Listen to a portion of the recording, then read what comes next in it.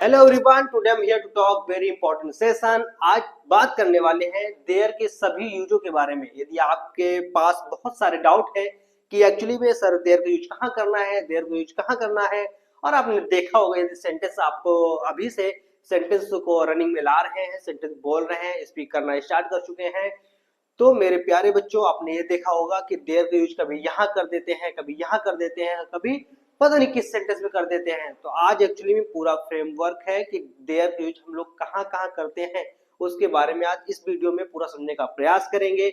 और आप वीडियो में लास्ट तक जरूर बने रहें, क्योंकि आपके जितने भी डाउट हैं देयर को लेकर वो सभी डाउट इस वीडियो में क्लियर होने वाले हैं। तो बिना वीडियो को लेंथ बढ़ाए हुए, वीडियो को शॉर्ट रखते हुए और पूरे जितने भी देयर के यूज हो सकते हैं, मैक्सिमम जितने यूज हो सकते हैं उतने यूजेस के बारे में और जितने भी इंपॉर्टेंट यूजेस हैं उनके बारे में आज इस वीडियो में डिस्कस करेंगे। तो देयर का जैसे कि देयर का यूज होता है, हमारा देयर का जो पहला यूज है वो यूज होता है प्लेस इंडिकेट करने के लिए।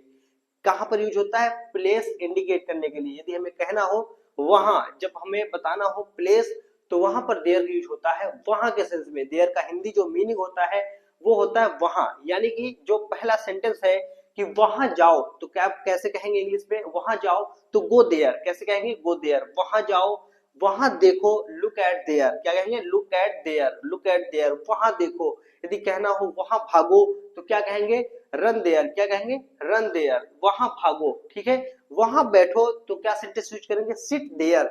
तो आपको ये पहला यूज समझ में आया कि देयर का यूज हम करते हैं प्लेस इंडिकेट करने के लिए। यदि प्लेस का इंडिकेशन है और प्लेस के इंडिकेशन में देयर का यूज होता है वहां, तो आपने एक रूल पढ़ लिया। एक जो इसका टॉपिक देयर टॉपिक में आपने एक जो ये देयर का यूज है वो पढ़ लिया कि देयर का जो फर्स्ट यूज है, देयर का फर्स्ट यूज है प्लेस बताने के लिए, यानी देयर मींस होता है वहां। यदि वहां का सेंस आ रहा है, वहां बैठो, वहां जाओ, वहां घूमो, वहां टहलो, वहां जाओ, ऐसे वहां आओ, यदि ऐसे आपको सेंटेंस का यूज करना है तो वहां के लिए वर्ड यूज होता है देयर। जैसे कि पहला सेंटेंस है वहां जाओ, गो देयर। सेकंड है वहां देखो, लुक एट देयर। थर्ड है वहां भागो, रन देयर। नेक्स्ट है सिट देयर, यानी वहां पर बैठो।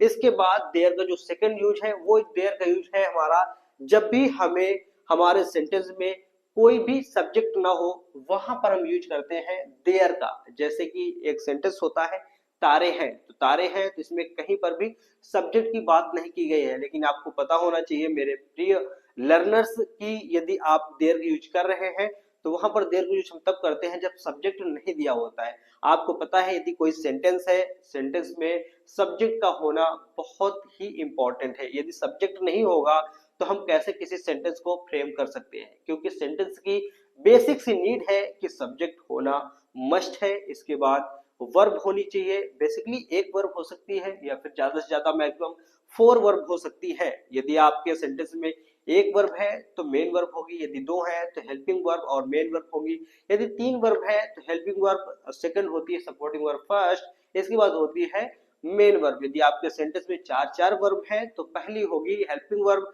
Second supporting verb first, third होगी सपोर्टिंग वर्ब सेकंड, इसके लास्ट में होगी मेन वर्ब।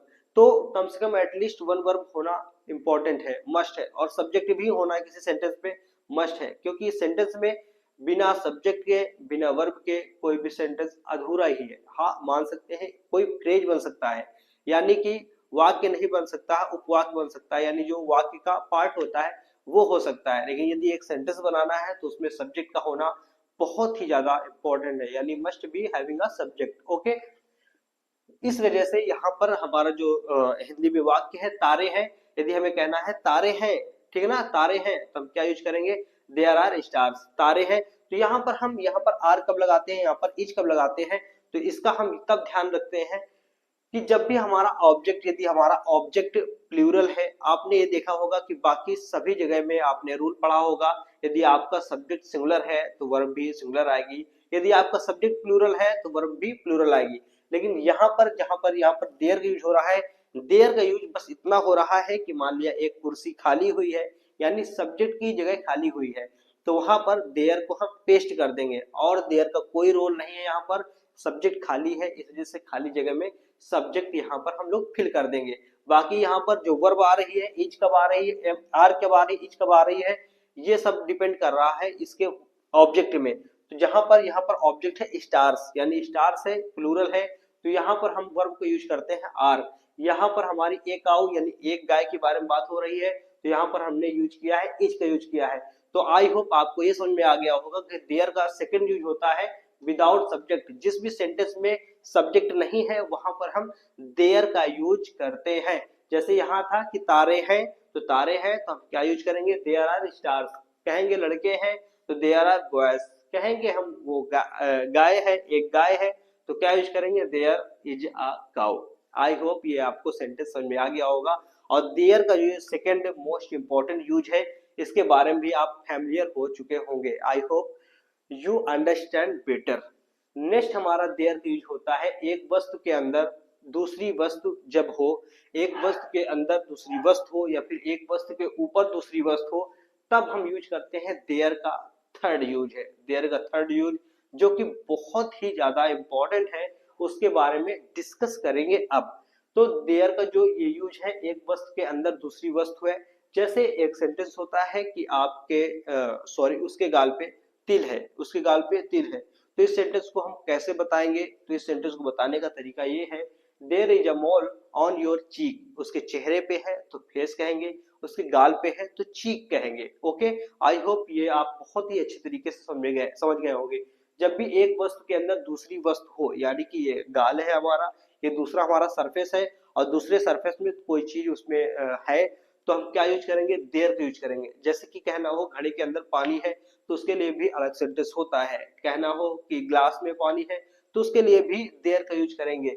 जैसे नेक्स्ट सेंटेंस है कि तालाब में मछलियां हैं, तालाब में मछलियां हैं, तो क्या यूज करेंगे, there are fishes in the pond, there are fishes in the pond. Next sentence है गिलास में पानी है, तो there is a water in the glass. अब यहाँ पर भी एक चीज देखने वाली बात यह है कि कहाँ पर हम आर का यूज करेंगे, कहाँ पर हम यूज का यूज करेंगे।